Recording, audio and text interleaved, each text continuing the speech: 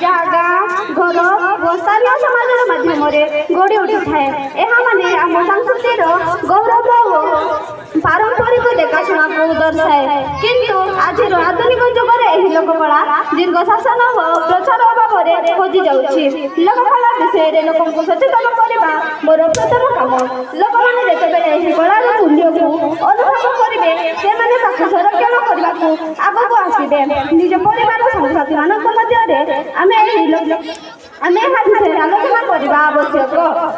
हजि जाऊा लोककला को पुनर्जीवित करने लगी आमको यही कलार शिल्पी मान समर्थन देवा आवश्यक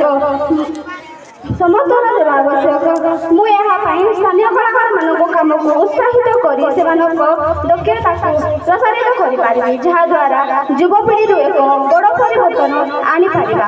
आमे जदि नुआ पीढ़ी व्यवहार मूल्य शिखाई पारंपरिक कला आगक बंची रही। मोर तीन भूमिका हो आजिकल डिजिटल माध्यम कला को प्रचार करने सोशल मीडिया वीडियो यूट्यूब एवं ब्लॉग माध्यम आम लोककला को विश्व परिसर में पहुंचाई पारिबा।